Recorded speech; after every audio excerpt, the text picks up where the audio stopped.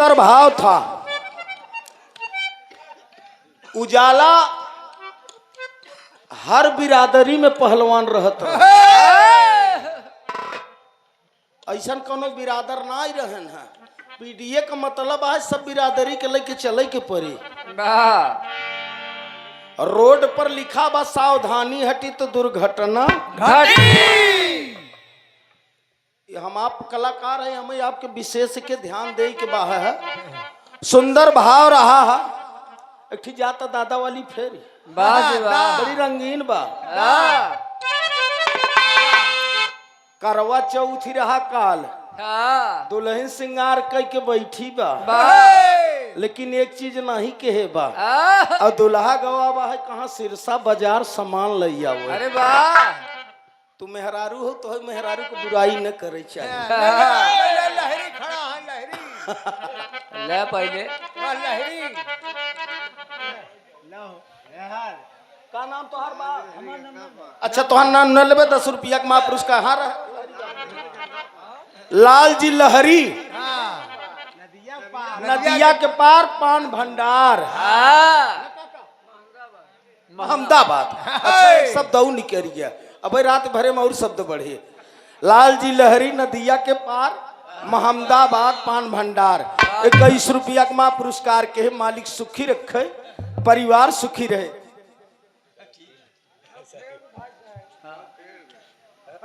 हाँ हाँ, हमारे दादा राम कैलाश का नाती। चलो ठीक बात, तू हूँ लेबे है हिंसा का लागत हो हम हमारे में। ऐसे ही जिनके है भाई ना है तो काल हमें बचे जाए कि कचहरी हलफनामा देख पर वकील साहब चला गए का। आप परमादरणीय सेवा में श्रीमान सुमित विश्वकर्मा बड़े भैया, हमारे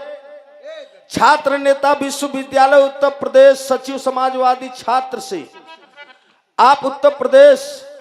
कार्यालय नयका महीप झूसी प्रयागराज पैथिक आवास, आप कुंदनपुर सिरसा चौराहा हडिया प्रयागराज के धरती से एक विश्वकर्मा महाराज का तस्वीर सुंदर पुष्पहार से सम्मान किए। छोटे भाई को नमस्ते प्रणाम बा है। कहना बा 20 रुपया दे रहे काका यार, 20 रुपया दे रहा सब में। तू बैठ जाते हमसे 100 ले लेते। 20 दे रहे नस्ती दिन अब का दे। आई काका का चाहिए तो हाँ ए भाई दा काका के दाई दा ले हमका दे। कौनो दिक्कत नहीं बा काका, तू अपन पैसा ले ले। हाँ घीवड़ान तो थरिये में गवा साई हो तो ना दीजिए, जामे कुटुंब समाए हम भी भूखा न रहे साधु न भूखा।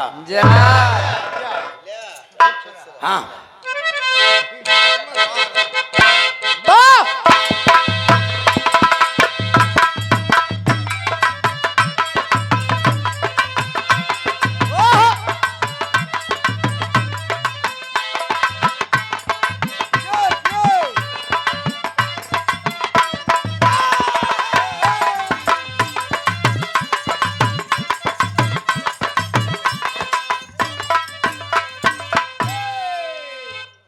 कजरा हमही दिना देव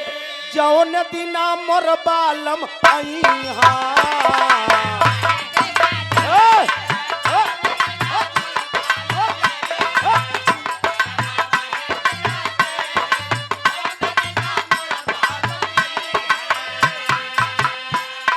लिख लिख पतिया पतिया पठावा,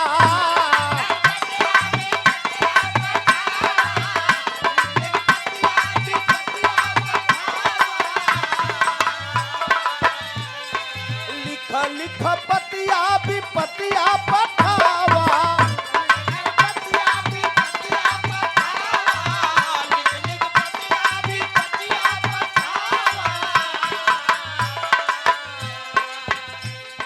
पतिया का अपने जब बबू ना पावा,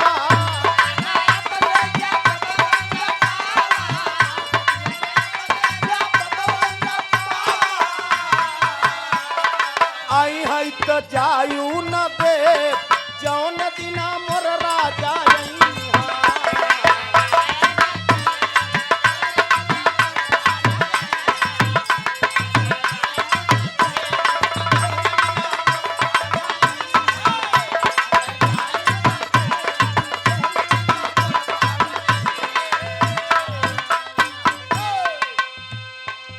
सेवा में श्रीमान आपके बीच में बाबू चंद्रभान यादव जी की ओर से 101 रुपया का महापुरस्कार हुआ। सादर चरणों में नमस्ते प्रणाम बा। तो यार हो गया यार, काहे परेशान करते हैं मर्दे। अब तो तू तो हमारे घरे को हो गया ना, अब हमारे खेतों तो लेबे है का ऐसे कह के नरियावत वकील साहब हरे बैठा हन काल जान, लेकिन लिखवाई दे ही खसरा खसौनी में। सेवा में श्रीमान बाबू इंद्र बहादुर मौर्य बाबूजी बिलारी के धरती से हमारा पड़ोसी है। 101 रुपया का महापुरस्कार के है बाबू के नमस्ते प्रणाम बहा है। दास के कह नाम बा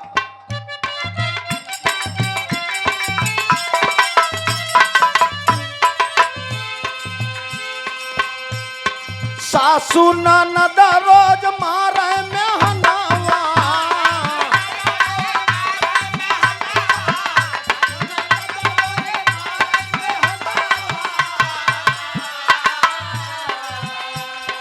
तोरे सजनवा के मिला नहीं कमवा,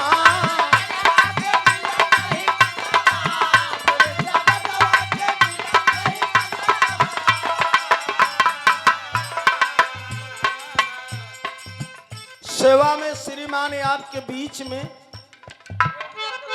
बाबू सुरेंद्र कुमार यादव, भावी जिला पंचायत सदस्य ना सुरेंद्र यादव सोनबरसा के धरती से बड़े भैया कोर से 101 रुपया का महापुरस्कार के है बाबू के नमस्ते प्रणाम बा। आप परम आदरणीय सेवा में श्रीमान राजन यादव और उर्फ राजा भैया समाजवादी पार्टी जिला महासचिव 101 रुपया मोहैया हिंदुवाहिनी के धरती से बहुत महापुरस्कार 101 रुपया का मालिक सुखी रखे सब भाई के नमस्ते प्रणाम बहाया। का मुन्ना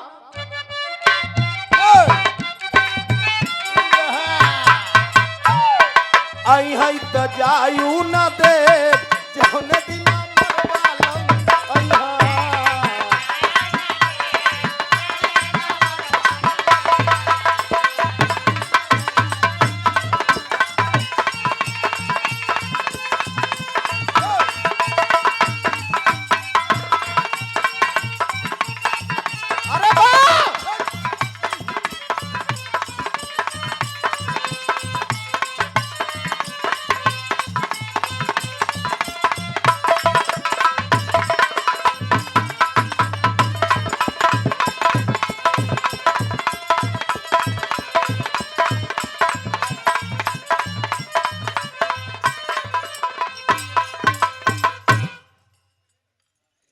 बहुत सुंदर भाव, बहुत सुंदर बिरहा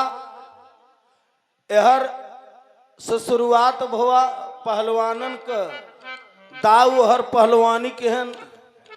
बारे भैया हरे लोरी कहरे 20-20 हाथे का तू पचे रहे तो मोहार कितनी लंबी रही हो, बहुत 30 हाथ के रही हो ना निहुरे के परत हो ना हो। अब पुरान पहलवान जो निहुरत हो बड़ा मेहनत करे परत हो।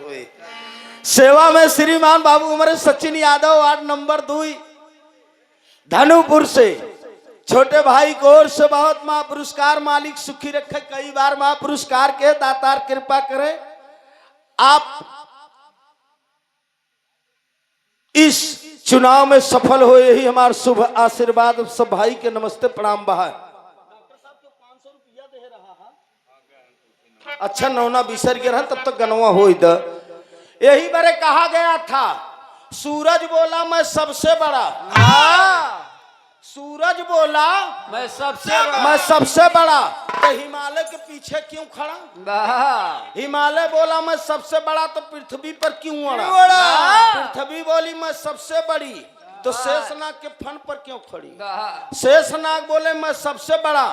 तो शंकर के गले में क्यों पड़ा? शंकर बोले मैं सबसे बड़ा, शंकर बोले मैं सबसे बड़ा तो रावण के घर में क्यों पड़ा? रावण बोला मैं सबसे बड़ा तो बाल के कखौरी में क्यों पड़ा? बाल बोला मैं सबसे बड़ा तो राम के बाण से क्यों मरा? राम बोला मैं सबसे बड़ा तो भगत के पीछे क्यों पड़ा? भगत बोले मैं सबसे बड़ा तो नार के पीछे क्यों पड़ा? नार बोली मैं सबसे बड़ी तनका सबके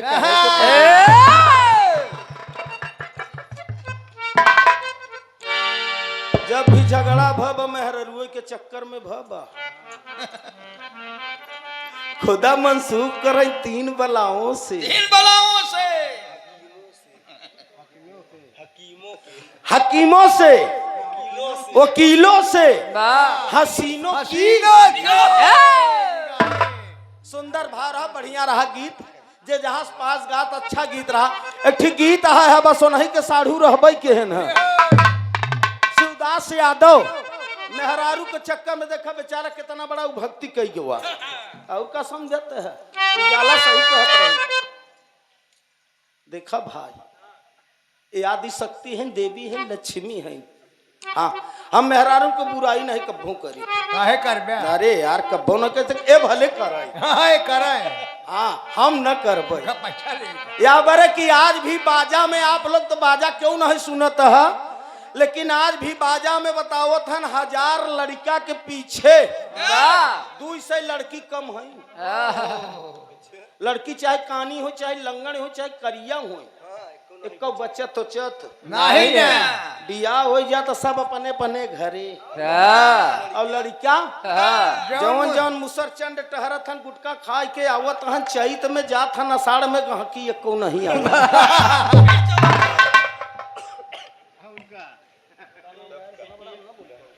अरे वो जी रहा बात शिक्षा वाले रानी के सेवा में श्रीमान बाबू आशुतोष यादव सहायक पुलिस अधीक्षक है आप कानपुर कोतवाली में आप कार्यरत हैं आपकी ओर से 501 रुपया का महापुरस्कार हुआ सादर चरणों में नमस्ते प्रणाम बा आप परम आदरणीय सेवा में श्रीमान श्रद्धेय मुलायम सिंह यादव पुण्यतिथि समारोह शानदार बिरहा मुकाबला 12 अक्टूबर दिन रविवार समय यानी कि हाँ अजुई आप 11 बजे कार्यक्रम है स्थान रानीपुर सिरसा चौराहा पर गायक बिरहा कलाकार वीर बहादुर यादव भदोही ज्योति यादव जौनपुर संयोजक चंदन यादव रानीपुर के धरती से बड़े भैया कोर से बहुत महा पुरस्कार 101 रुपया सादर चरणों में नमस्ते प्रणाम बहा है कहना बहा है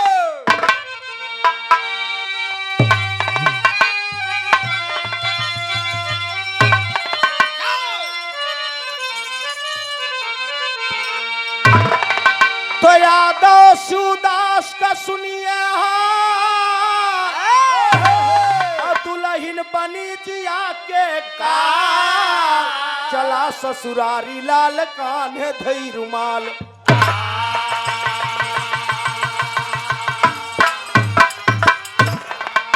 वादा किया था श्री राम त्रेता में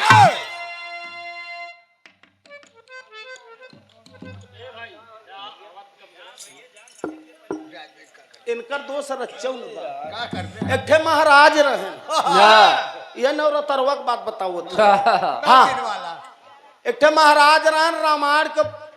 कथा सुनावत रहन 15 दिन तक सुनाएन महाराज कहा गांव वाले भैया हम जात हई आप लोग बहुत सेवा के है हमार लेकिन सेवा तो बहुत क्या अगर केहू के मन में अगर शंका हो कुछ पूछे के तो पूछ लेना फिर दर्शन होए की न सब कहा अरे महाराज बहुत अच्छा है आप कथा सुनाया बहुत बढ़िया रामायण के प्रसंग सुना कोनो कमी नहीं आपके तब से एक आदमी बीच से उठ के कहे महाराज एक हमें कुछ शंका है पूछा का शंका है तू बिचवा वाला कहे महाराज एक बात नहीं समझ में तो 15 दिन तू कथा सुनाया रामायण का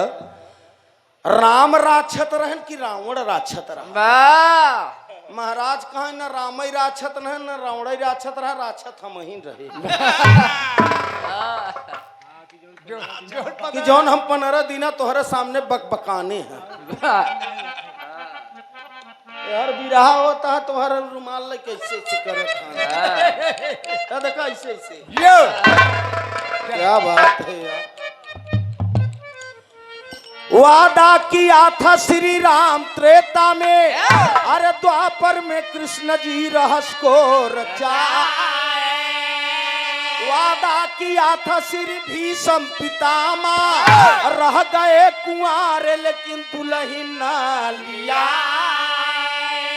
वादा मेहनत कुछ न कुछ करते सभी हैं, मगर समय आने पर वादा निभा। अरे वादा जो दिल से किया था तूफानी, वह अपने वादा को कैसे निभाए।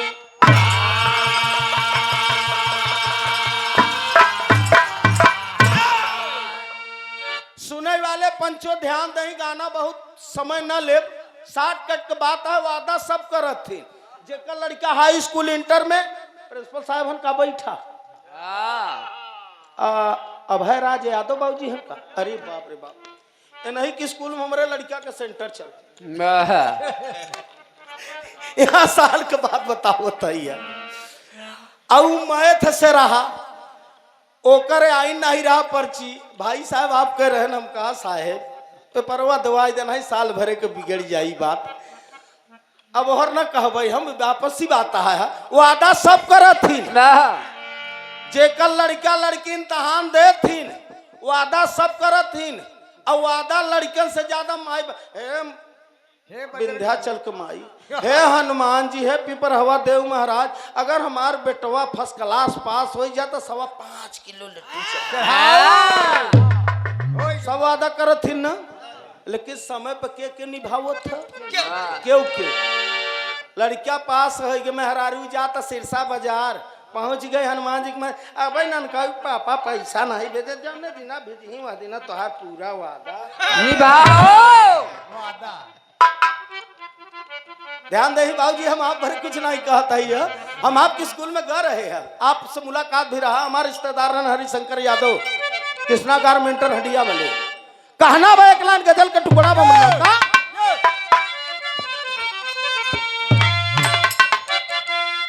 अरे बा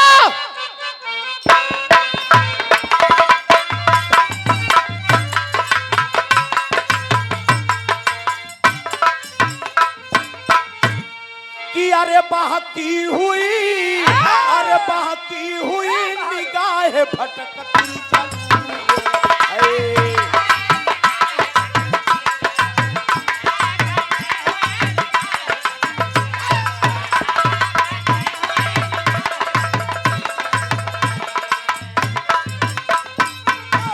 अरे बहकी हुई निगाह भटकती जरूर है।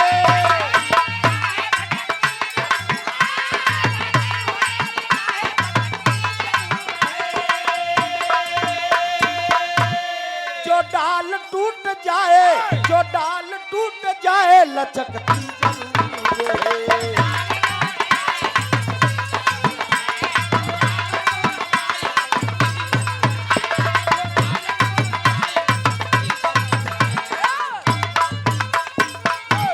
अरे जो जाम छू लिया हो किसी बेसहूर ने,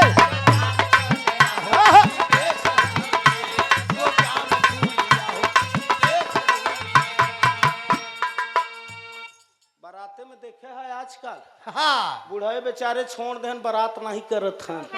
हाँ पुरनिया कहें कि भूसा ढोए लेकिन बराते नवा नवा लड़का जींस के पैंट पहन के तैयार बैठ। अब तू न रह देब, हम बैठ जाई।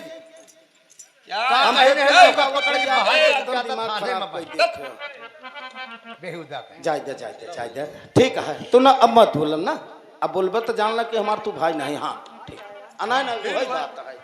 कामता प्रसाद जाए दे यार, ऐसा ढेर मिलत रहते भाई है लोग। बाबू साहब पुरान बुजुर्ग लोग बारात छोड़ देन काही बरे, नवा नवा लड़का जींस के पैंट पहिरे। कहा काका हुआ का लेबे तू का रोड लाइट बा, डीजे बा, डांस हम करे के बा बारात। तू कहाँ जाबे? तू द्वार पूजो में जाबे, 1-1.5 किलोमीटर डीजे उठा था। नेताजी हमार बिरादरी नंबर 1 पर जाता है, नंबर 1। हमें बुराई न करे चाहे, जौन आँखी से देखत है वही बतावत ही है। दूसरे के दूध पियावत है न, पुनः फिल्टर में 75 वाला डाले आवत, थकाई दूर करे। ये हमार बिरादरी नंबर 1 पर जाता है, ध्यान दे रहे का काका का करबे तू वहां जाएंगे। ये तनी बड़े कहा भैया एक अभी दे दे यार। हाँ लेहन राजा गड़गड़ा के मार दे तब करवा डांस कहे रसगुल्ला के फेल कर तब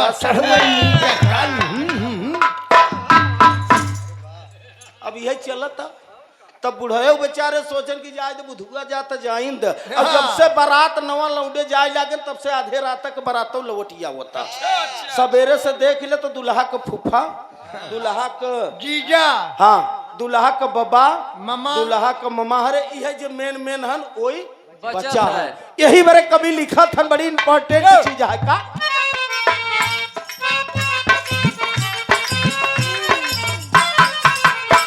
अरे जो जाम छुलिया हो किसी बेसहूर,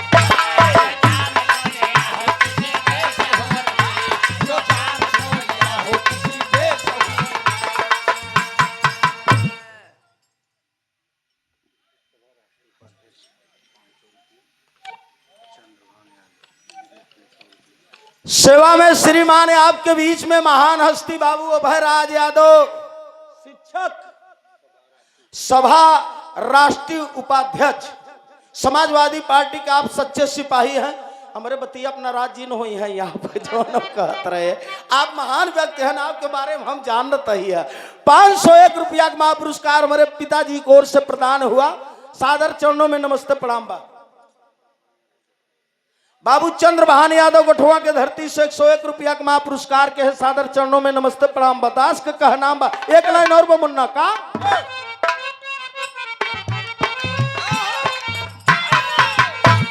अरे जो जाम छुलिया हो किसी बेसहूर ने,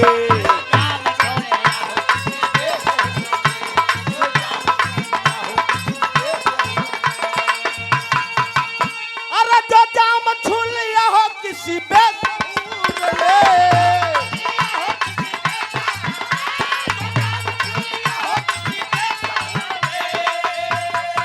उस हाथ से, अरे उस हाथ से शराब छलकती जरूर है।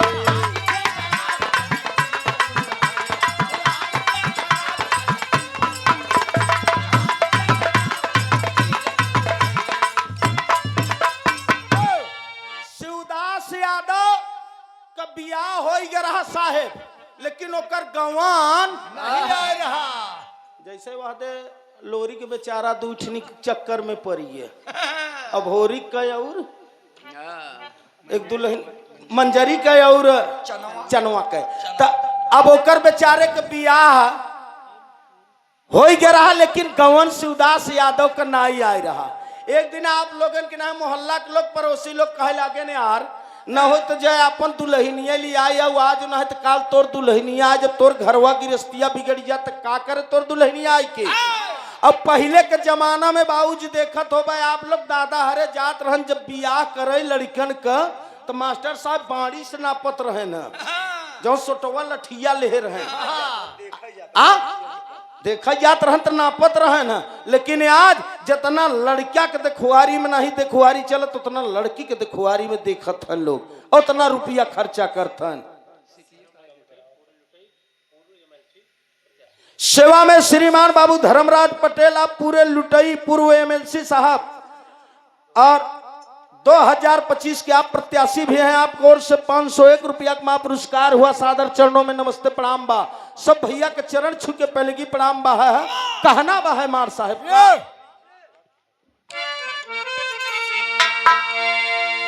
ओ शिवदास पहुंचा दुर्गा माई के मंदिर पर, कहे दुर्गा माई, माई हम जात है जाई ससुरारी, हमार माऊ कहत, हमार बबुओ कहत, हमार काका हरे कहे लागे हम पहले ससुरारी जात ही है। इज्जत पानी तोहरे हाथे बाहे है दुर्गा माई, अगर हमार दुल्हन हमारे संगे चली आए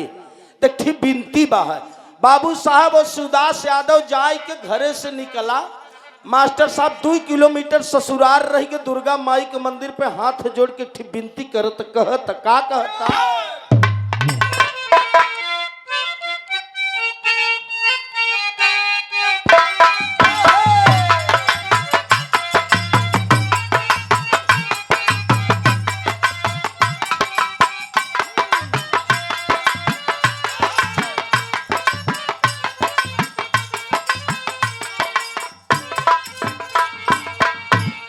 बड़ी पुरान गीत में हमारे काका स्वर्गीय लाल जी लहरी काका गावत रहे। कलाकार का कोई मास्टर साहब छोड़ और छोड़ नहीं बहा है, इसलिए कि हमारे प्रयागराज के है, जहां भी रहे श्रद्धा सुमन उनको मैं समर्पित करता हूं। कभी लिखत है भाव का कि अरे दहीने हथवा गुरुया में बनावा,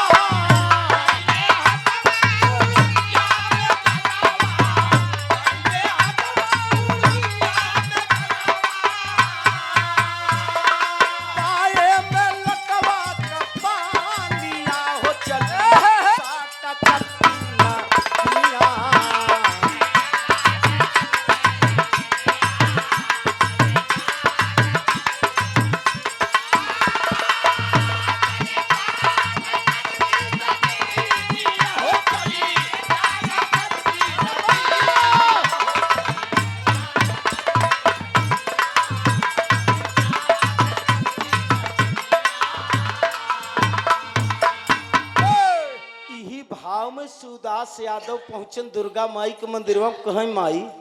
माऊ कहत बबुओ कहत है ना,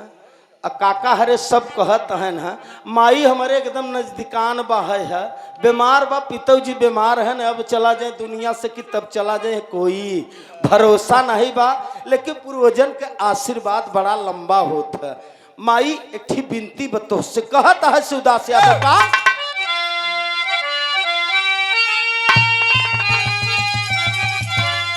कहा अरे अम्बे जोगिनिया तोहर पीर में रखिया,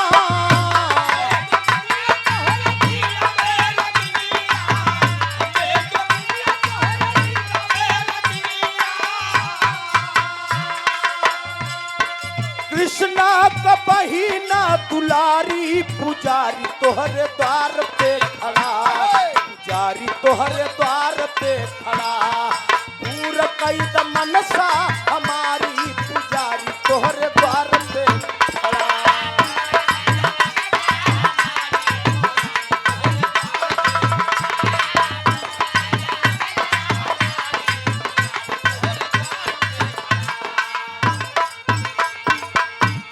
ए माँ, हम ससुरारी जात है, माई के हमारे एकदम जान ले बीमारी हालत खराब है, अब मर जाए कि तब मर जाए, बबुओ हमारे एकदम नियरा नहीं है। माई एक ही बिनती में ससुरारी जात है, बिनती है हमार बकाबा बिनती, कही अगर साथे आई जाए हमारी जननवा,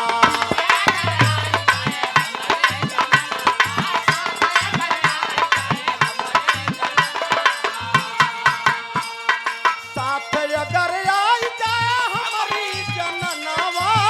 काट के चढ़ाई माई अपन करा जनवा।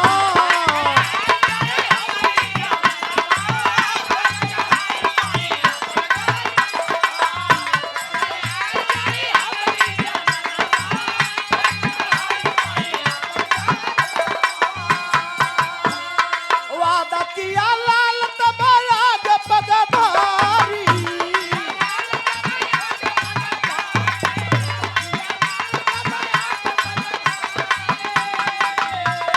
मनवा में अपने बिचारी, पुजारी तोहरे द्वार पे खड़ा,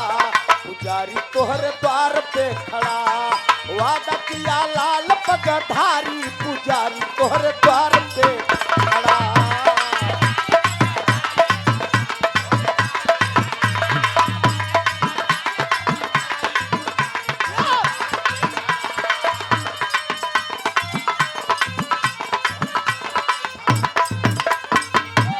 शिवदास यादव कहे माई जात है जाए पहले बेरी ससुरारी बियाह भ, लेकिन गवन पहले मास्टर बियाह हो जात रहत, केहू के 3 साल पर गवन आवई, केहू के 5 साल पर, केहू के 7 साल पर, केहू के 9 साल, केहू के 11 साल पर। अब बियाह तो हो गए लेकिन गवन नहीं हुई, बीच ओकर माऊ बाबू बीमार हैं, गांव के लोग मोहल्ला के लोग ओकर काका हरे कहे लगे चल दे। पहुंचा जाए के दुर्गा माई के मंदिर पर, हाथ जोड़त 1 किलोमीटर ससुराल नेताजी रह गया बा, कहा अगर हमार दुल्हन हमारे संगे विदा हो जाए तो दुर्गा माई लौटत बेरी अपन हम गर्दन वही काट के तोहरे चरण पर इतना बड़ा वादा कामता का वादा महरारू के चक्कर में कजनी के तनन कर ऋषि और महर्षि के जनेऊ टंगी हुआ हाँ साराम हरे चला के जेल। ओका छोड़ा जाए देखनी देखा था आई रही लड़की जोन मलवा बेचे वाली हाँ प्रयागराज में 5 रुपया का माला 5-5 हजार का माला बेचाए के क्यों करे दिखावे के चक्कर में ये दुनिया के तना चालाक बा अब जो है हम नाम नहीं जानी तब जो तुझे बताएगी भाई देखा था है पत्रकार लोग भी उठाए धन की बहुत सुंदर हीरोइन भी बनी है हम कहा भैया ठीक है बाबू साहेब हो तो कहबे का मतलब है तनी बात कह के आगे शिवदास जाता मास्टर साहब कभी लिखत हन बिरहा में टेरी के बोल बा कहना बा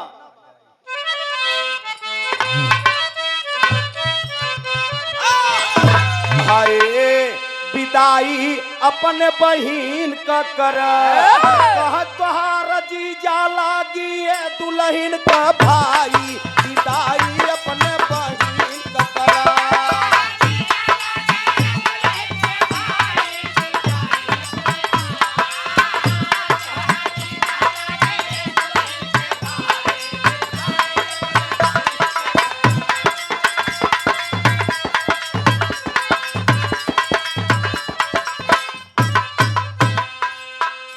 सुने वाले बड़का भैया गते गते सुबह के समय रहा शिवदास से अपन रुमाल रखे ओढ़ना कपड़ा पहने बेचारा प्रेस कराए पहुंचे तो सवेरे के समय बा नेताजी बुढ़िया वह रहरी के खरौचा ले 8-9 हाथे के राजा बहोरत है बहारत ना हो हाँ बहारत है दुआर और तब तक शिवदास यादव पहुंच गया कहता है का कहता है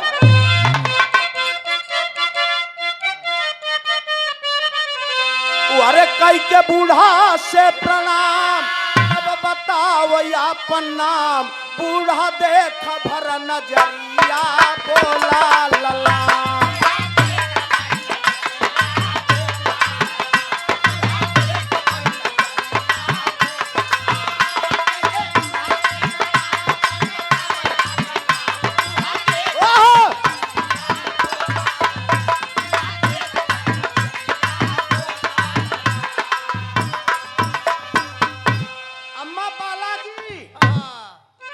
बालागी अम्मा बुढ़िया 0 पॉइंट के चश्मा लगाए रहे का खुश रह भैया के है तब से आधे ने कुरा पे आई बुढ़िया का चश्मा कहे भैया के आप अम्मा 4 साल में बिसरी गऊ हम देवी दीन यादव का लड़का हमारा नाम शिवदास यादव हमार घर फलाने अरे मोर बप्पा रे बुढ़िया कहे सोच तोहार ऊपर ये दहजरू के बेटा भाई बिटिया गवन है तब से तब तू आई गया घर में ये अपने मन में बुढ़िया कहता सेवा में श्रीमान राजेंद्र ज्वेलर्स भाई पूरे रघई के धरती से दोबारा 51 रुपया का पुरस्कार के बाबू के नमस्ते प्रणाम बहा है इतनी बात बुढ़िया कहता तनी के रच के और आगे जाता तब मेहमनवा और कहत मास्टर साहब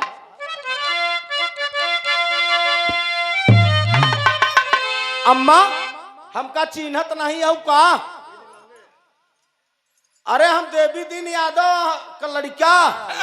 शिवदास यादव हमारा नाम अब बुढ़िया रच के आगे जा तुम्हार साहब तब अपने मन में कहत है का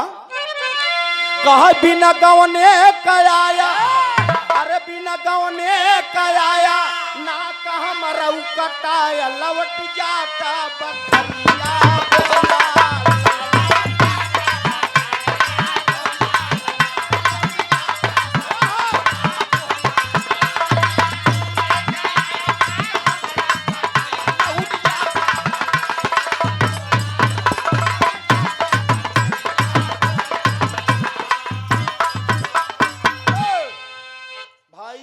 बुढ़िया तो एकदम जरबुतान एक चीज और जान ले मास्टर ससुरारी में 2 में 21 ही होते हाँ बुढ़िया जौन होता हमेशा दमादन का कहती रहत है अरे बाप ये हम रिसर्च के है उजाला भाई देखा हम सच्चाई बात बताओ ससुर असुर भले क्यों हो जाए लेकिन जो सास होत है दमाद का कहती हमेशा हाँ रहथिन दर्दिल होथिन बूढ़ा कहा मेहमान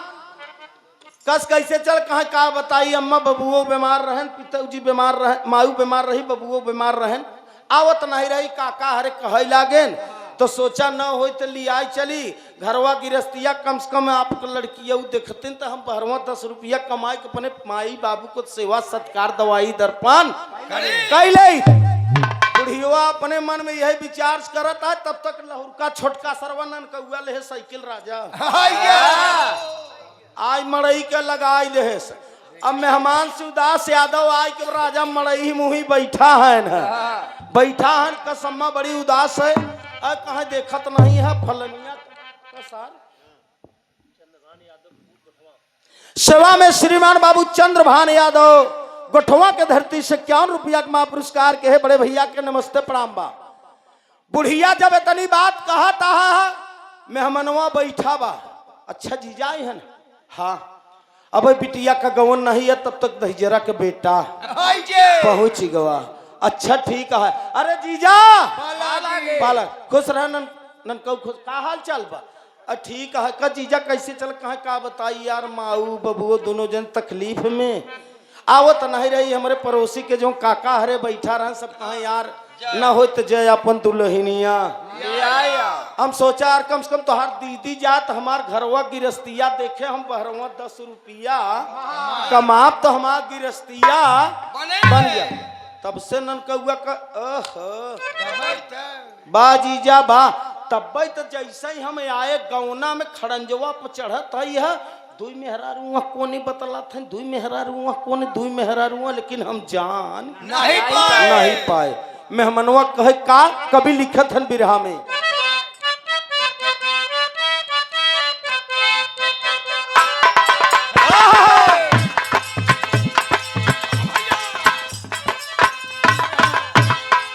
बिरहा में बड़ा अनमोल तर्ज लगा बिगड़ गवा सरवा कहा था लेकिन स्वर्गीय बाबू रामदेव के ठितर जे याद आई गो जाला कहा खाई गईलू लंगड़ाया मदाम कहियाल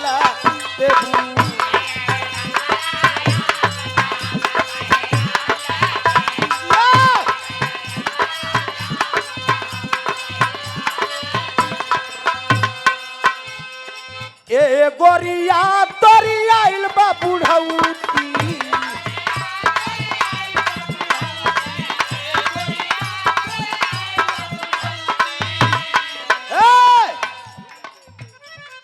झूल गईले गलवा के चाम दाम कहियाल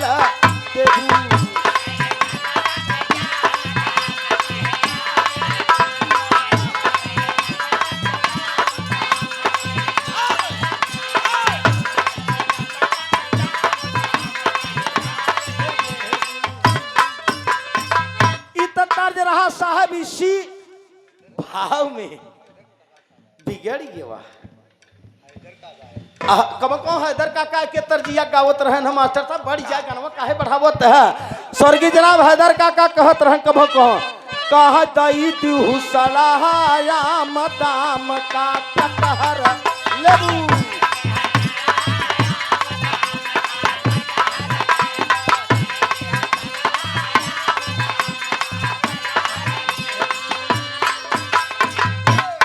लेकिन बाबू साहब इंसान चले जाते हैं कीर्ति अमर होती है सावन गुजर जाता है तब साहिब जल की कदर होती है। हाँ बाहे बिरहा में शिवदास यादव बैठा व चुपचाप सरवा बिगड़ के खनी बात कहता है आपके बीच में का कहा बिना गौने आया ससुरार प्यार दिन में बस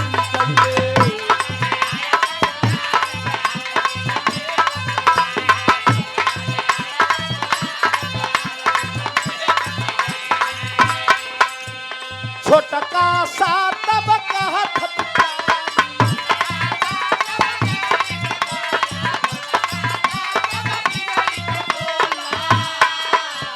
बिन गवने कन जाई हई तो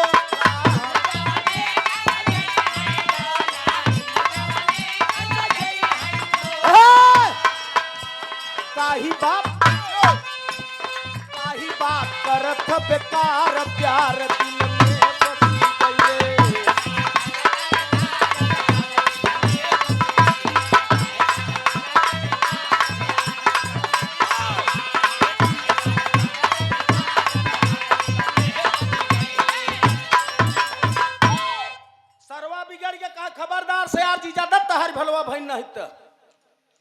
अब हमारे दीदी का गवन नहीं के पहली गलती तो तू कहा जौन हमारे घरे आ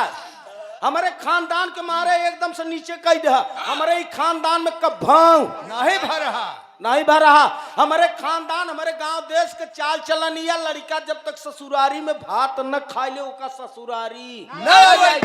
पहली गलती तो तू कहे आया और दूसर की गलती कहा था विदैया कह दे हमार माऊ बीमार बबुओ बीमार आ काका हरे भेजे जीजा देखा भाई साहब नाराज जिन हो आई है खा पिया जौनी किया है वही की चला जा जौनी क्या है ना कि कौनी अरे खड़ंजा पकड़ के चला ये बोला ना कि जौन रास्ता पकड़ के आई है वो रास्ता पकड़ के चला यह उम्र में ऐसा न बोले चाहे तो का भैया हो इतनी बात कहत हन तब तक सरह जो रह 4-6 नहीं रहे न कहा भाई साहब मेहमानवा से उदास यादव कहे भाई साहब बियाह ओ सॉरी विदाई कर चाहे जिन कर भाई साहब लेकिन हमारे एक मजबूरी या अगर आज माता पिता ऐसा न होते तो भाई साहब आवो का अवसर न होते हर इंसान के ऊपर विपत्ति आवत है हर इंसान के ऊपर ऐसा दुख आवत है आप समझदार है अम्मा के समझाव अब तब तक जौन से उदास यादव का ननकौआ हरन का दुल्हन रही कहा जीजा आ यहाँ है एक काम कर इनका रोका रात भोजन वोजन बने कुछ खाए पिए और तब सवेरे विदाई होए कुछ थका मदाहन कुछ इनका आशीर्वाद दे दिया जाए गन कौआ बेचारा अपने अम्मा से कहे सम्मा आज नहीं तो काल तो विदा करबई करबी जीजा ऋषि आय के चला जाए तो कोनो मतलब आय के नन कौआ कहा जीजा रुको विदाई होए सवेरे होए भोजन वोजन बने लगा मास्टर साहब संझा भोजन वोजन जब बन गया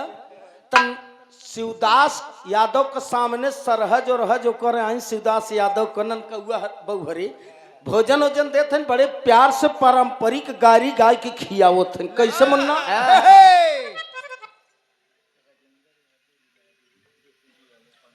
सेवा में श्रीमान बाबू राजेंद्र कुमार यादव जे शिवी वाले बिलारी के धरती से बड़े भैया कोर्ट से 501 रुपया का पुरस्कार हुआ सादर चरणों में नमस्ते प्रणाम सब भैयन के चरण छू के पहले की प्रणाम बहा है हम जानते हैं तू बच्चे भी याद है यही बार हम जल्दी में हम समझावत कम है या बारे गाना जौन चुक जाए वही के मीट कहती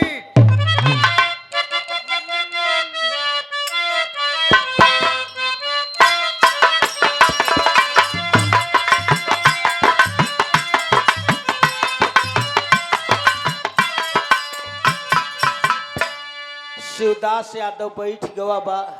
भोजन करत ननकौआ हरन के दुल्हन परोसत है न पारंपरिक गारी गावत है गारी और तीसे घिए के सोहारी और सरकारी गारी तीनों बराबर होत है ई तीनों बराबर ही होत है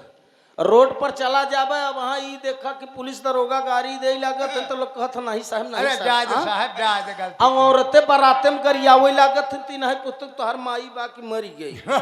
नेताजी तोहर बहन बाकी नहीं लोग कहते ना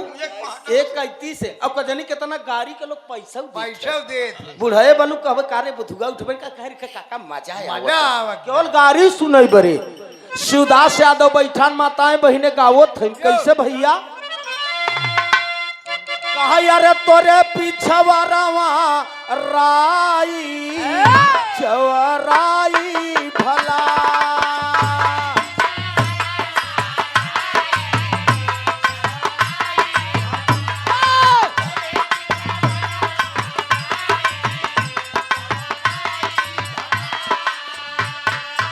एक लाइन और वह चौराई खोटाई गई फलान कई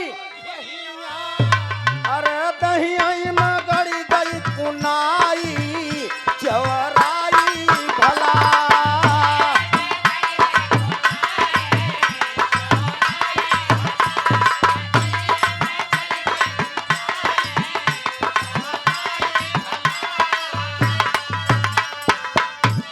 गाड़ी का तो और छोड़ना है बीसन नहीं बा है लेकिन गाना हमार बढ़ ही जाए बहुत सुंदर भाव से गाड़ी और गान शिवदास यादव भोजन वोजन सरहज के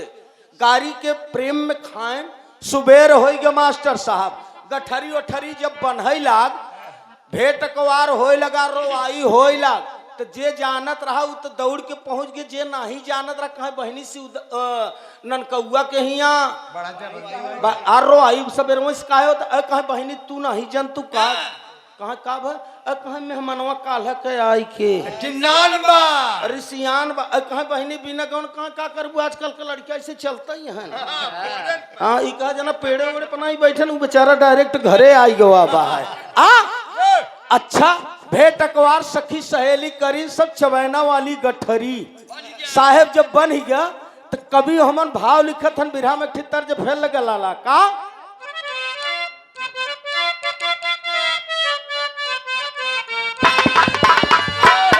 कहा यारे बालू रे तवा में मनैया छवाई त मोरे राजा जी आवे लहर जमुना में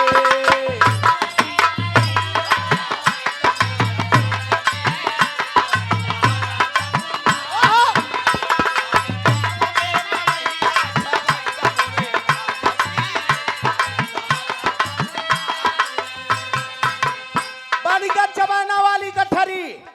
आगे आगे चबाना लेके ननकौआ बेचारा ओकरे पीछे ओकर दीदी के पीछे ओकर जीजा शिवदास यादव चल देहन जब गौना डकीगंज साहब तब मेहमानवा शिवदास यादव कहत करत का कहे पट घू भटका झटपट हटाई द मोरे रानी जी पट घू भटका झटपट हटाई द मोरे रानी जी लुटी लहरा डगरा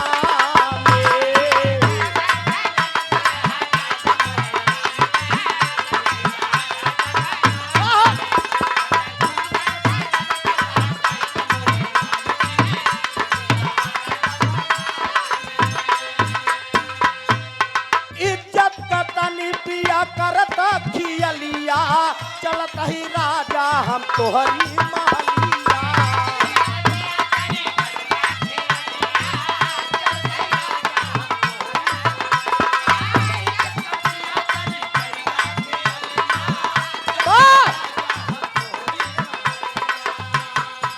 आओ पिपरा के तरवा छहाइल मोरे रानी जी आओ पिपरा के तरवा छहाइल मोरे रानी जी लुटी लहरा डगरा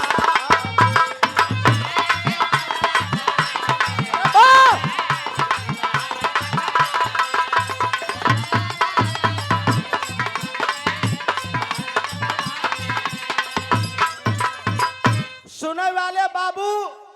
विदाई तो होइगा सुबेरे लइके ननकौआ आगे आगे गठरी ओकर पीछे ओकर दीदी के पीछे ओकर जीजा शिवदास यादव चल देहन मास्टर साहब जब गौवा डक गया तो शिवदास यादव अपने दुल्हनिया के चुनरिया उनरिया जौन रहा हाँ चोलिया उलिया खींचे दुल्हनिया कहे धीराई जा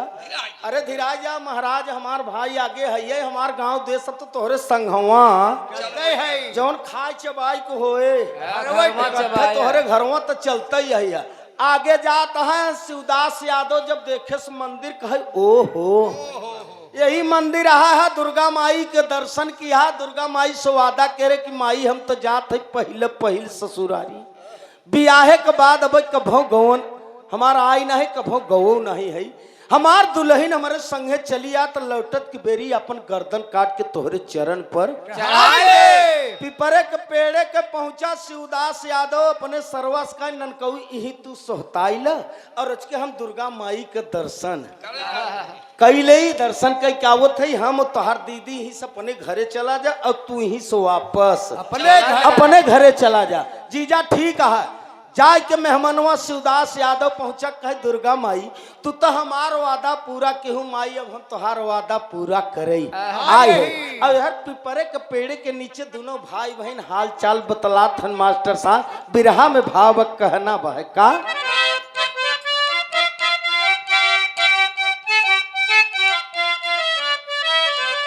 वही एक पेड़वा के नीचे अरे दोनों के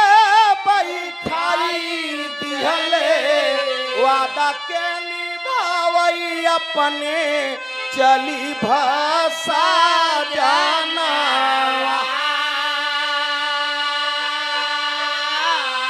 छुई के चरण लाल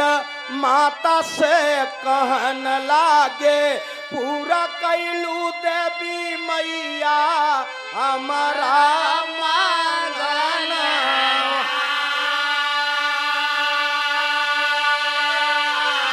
सोचा न बिचारा लाला उठाई के कटरिया हो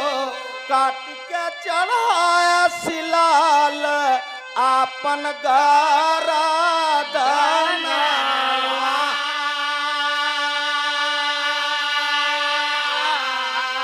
भैली काफी देर बहिना सोच अपने मनवा हो देख बारे भेज सितब छोटका पीरनवा।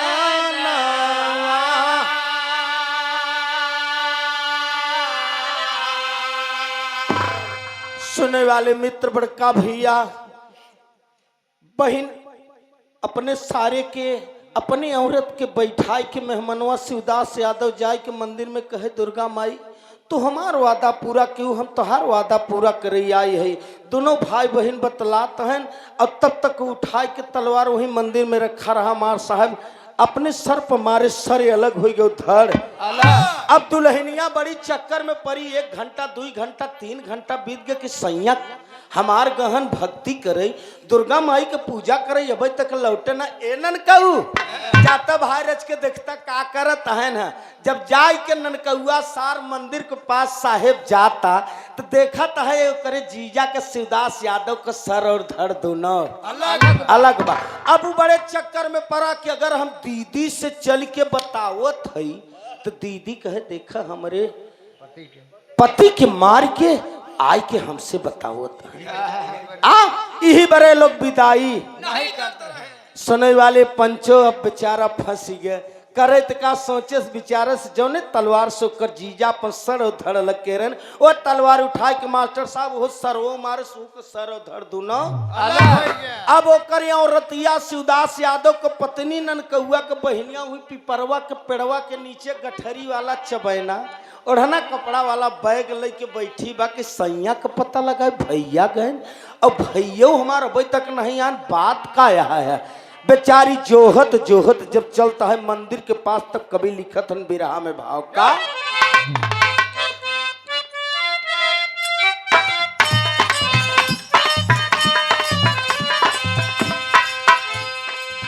बाबू साहब जब वो दुल्हन पहुंचता है मंदिर के पास कहा तहा है देखा का कहा महतारी हो महतारी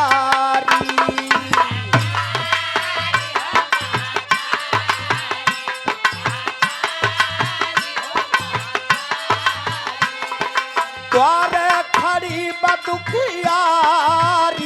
महतारी हो महतारी।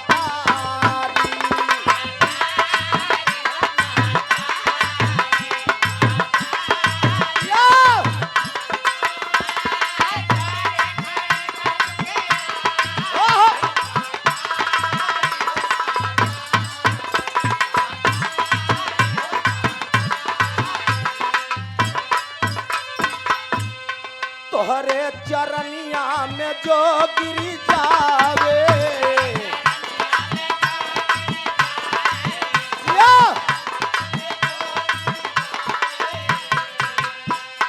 खालिया झोलिया भर के जावे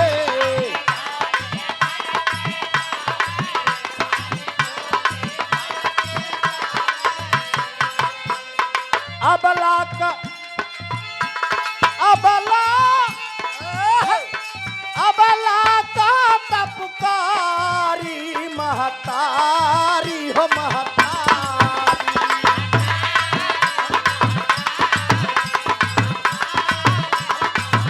भैया बा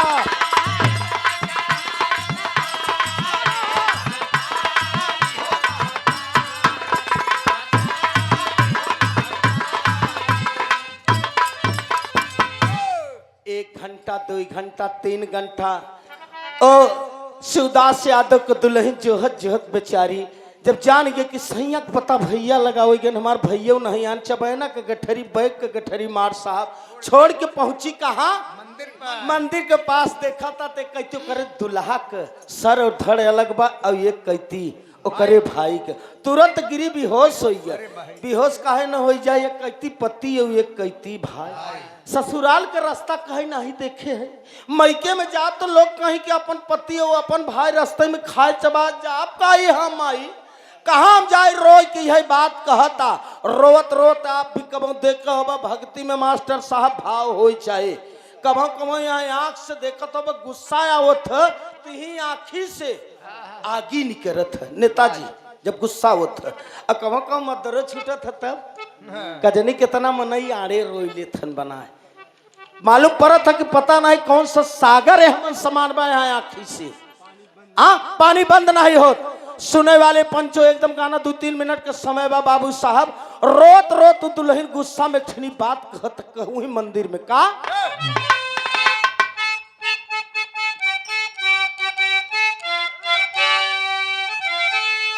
माही हमारे क्यों आगे पीछे बा नहीं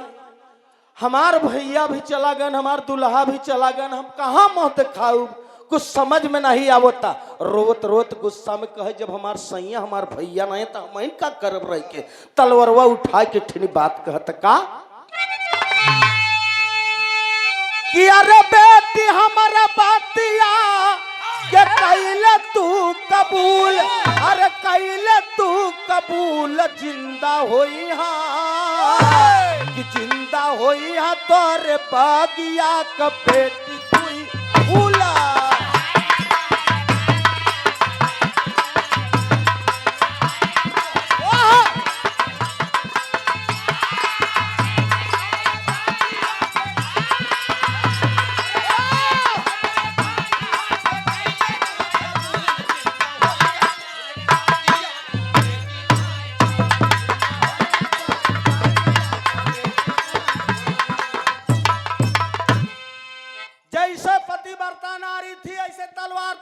आकाशवाणी होता आज भी धरती पर धर्म न होते तो भक्ति कमजोर हो जाते मास्टर साहब जेकर जहां भाव बा वहां भक्ति बा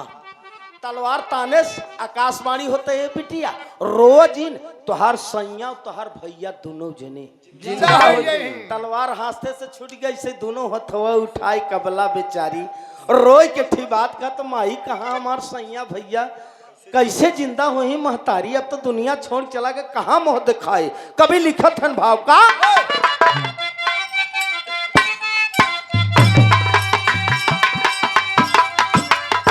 कहा सरे और धार दे तू आपस में मिला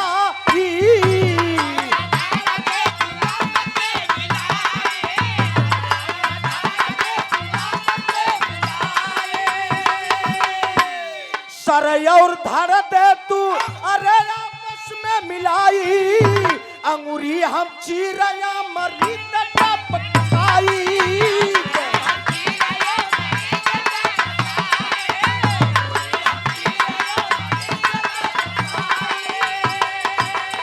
माटी के सदिया में मिलावती न धूल जिंदा होइया तोरे बागिया का बेटी तू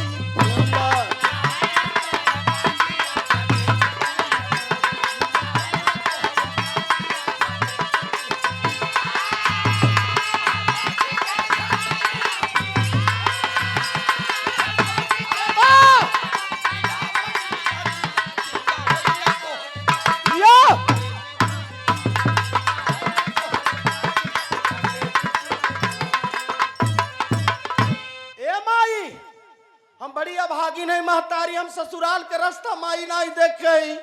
अपने मायके में जाब हमार काका काकी हरे हमार बड़की माई हरे बड़ा ताना मेहना मरी कि पति के खाए चबाज थे हम कैसे जाई माई समझ में नहीं आवता आकाशवाणी होता ये बिटिया रोजीन भक्ति बा धर्म बा प्रेम न हो तो भक्ति न हो तो इस संसार में क्यों पूजा पाठ न कर तोहार दुल्हा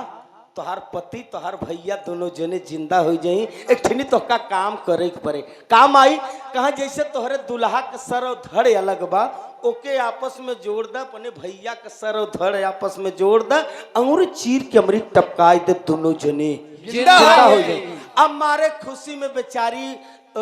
शिवदास यादव को दुल्हनिया मास्टर साहब करत का कि हमार भैया जिंदा हो जाए, हमार सैयो साहब करत है का।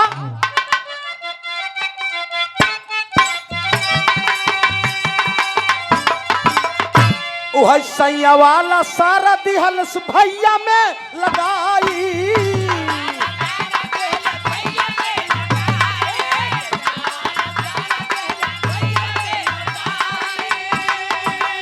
सैया वाला सारा दिहलस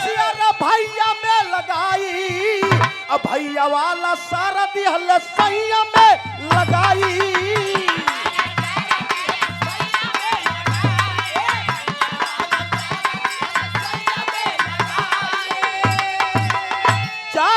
जल्दी में गलती कैली भारी भूल, जिंदा होइया तोरे बादिया बेटी तू ही भूल।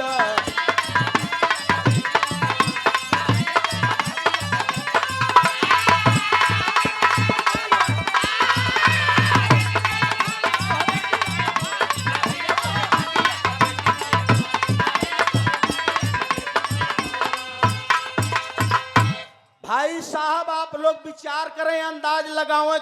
कभी की कल्पना है आप लोग कहते कि जहां न पहुंचे रब हुआ पहुंचे, और जितना चीज बनाया गया, जितना चीज चर्चा हो, तो सब कल्पना की बात है कि वो आखिर से थोड़ो देखे भाई कि राम ग्रहण सीता के छोड़े क्यों देखे बका,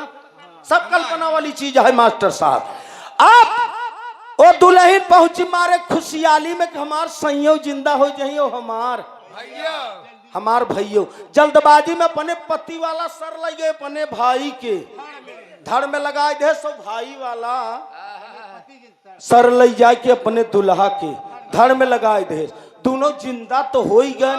अब दुल्हन बड़े चक्कर में परी कि राम जाई तो के करे संगे जाई, चेहरे के पहचान होता, नीचे से ऊपर ताकत सर पति के धड़, भाई के बगल में देखा तो सर भाई के धड़। अब बेचारी बड़े चिंता में पड़ी। वार्ड नंबर 2 से धनुपुर से आप प्रत्याशी जिला पंचायत पद हेतु आप बड़े भैया बाबू सचिन कुमार यादव जी की ओर से 101 रुपया का पुरस्कार हुआ। सचिन बाबू के नमस्ते प्रणाम बहा है, बस 2 मिनट और समय समाप्त बाकी कहना बहा है का।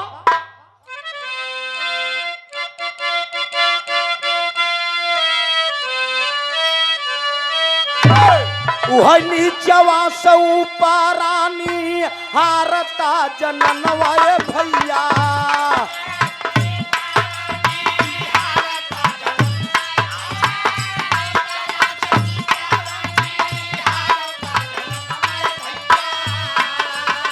हमारी जिंदगिया एकदम हो गईले बेकार,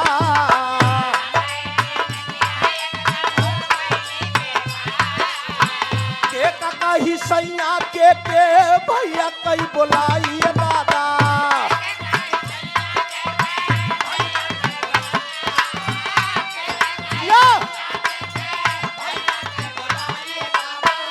हमका तो सूझत नाही एक कौआरा पा,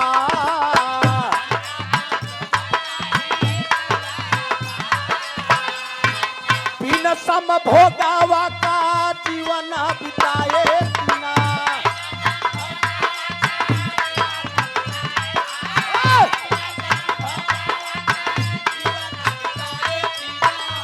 जन चला गईले स्वर्ग सीधा,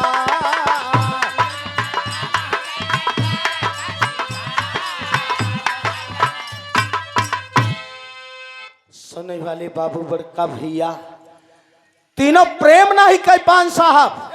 सरपति के धड़ भाई के बगल में देखा तो सर भाई के धड़ पति के। अब सोचे कि जाई तक करे संगे जाई, दुल्हनिया बड़े चक्कर में पड़ी। मेरे दोस्त प्रेम नहीं कही पाए, संसार से मास्टर साहब दुनिया से चली गई। आज कलयुग में प्रत्यक्ष प्रमाण मिलत, तीनों को अगर मानत ठीक है, न मानत वो अपने जगह पर बा। जौन सत्य बा, जौन रामायण गीता महाभारत का लिखा चीज अगर ओके मानत है तो यह माने बरे आप तैयार हो। आखिर में तीनों का अवतार किस रूप में हुआ, यही शिवदास यादव का कल्पना और भाव था का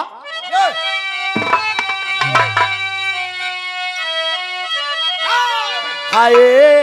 अरे घूमा बन के मोर ये साहब घूमा बन के मोर अगल जानम का बिरानवा घूमा बन के मोर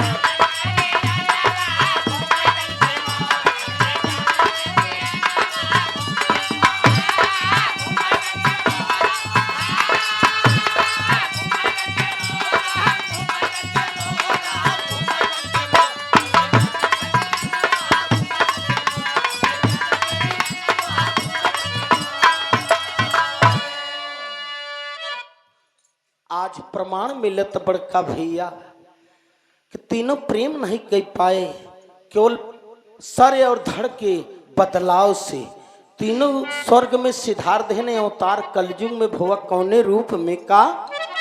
कि भैया बनले मोर सैया बनले पपीहा बलमा अब बन के मोरनी बहिनिया नाच देख विधि कैलीला कि नाही भैले रत्ती दनवा घूम बन के मोर बड़े बड़े कवि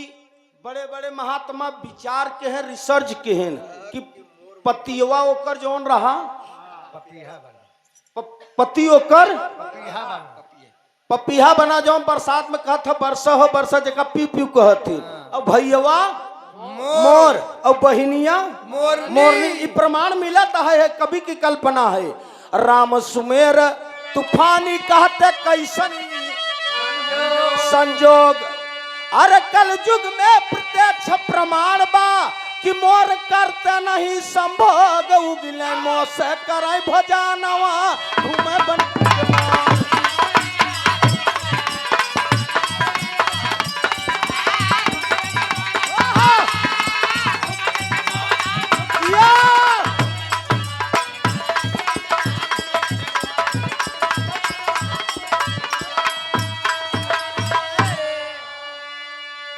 सुने वाले बाबू भड़का भैया आज भी चेहरा को पहचान हो तो साहब नेताजी रोड पर एक्सीडेंट हो जात तो लोग कहते भैया कौने गांव का कहाँ ये भैया का बताई टरकिया के चकवा मुड़वे पे चढ़ गए लेकिन चेहरा पहचान में नहीं आवता मेरे दोस्त चेहरा जौन मास्टर साहब सर और धड़ अलग रहा जौन अल्टी पल्टी हो गए इसी कारण तीनों से प्रेम नहीं हो सका इस कलयुग में अवतार हुआ पति उसका पपीहा हुआ और भाई मोर बहिनिया मोरनी आज भी देखत होगा मोर और मोरनी कभी आपस में संभोग नहीं करते क्यों नहीं करते हैं भाई क्यों देखो हत बताओ रिसर्च चीज है भाई और बहनी का रिश्ता बतागा मोर देखत होगा नाचत रहत मोर नाचत रहत मोरनी करे अगल बगल टहरत रहत मोर अपने मुँहे से मरी गिरावत सही बात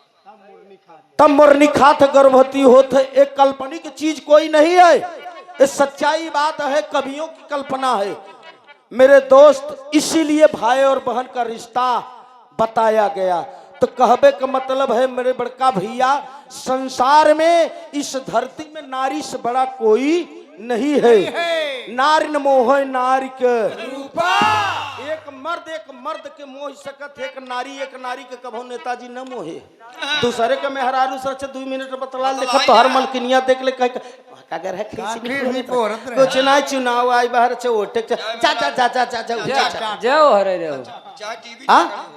सुने वाले बड़का भैया आखिरी लाइन बा कहना बा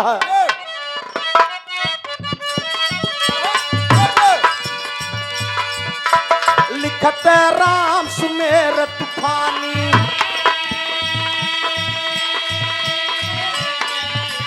गान में नाही बेईमानी रामा रामा रे हमर रामा गाँव प्रेम चंद पंचम शीस झुकाई हो बिदाई अपने भाई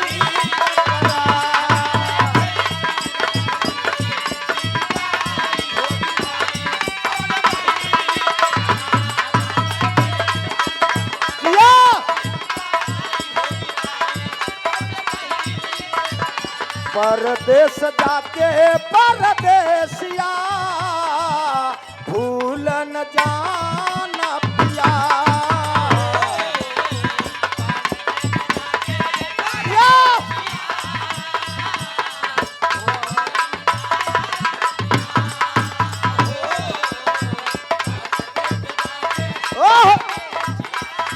मोरे रामा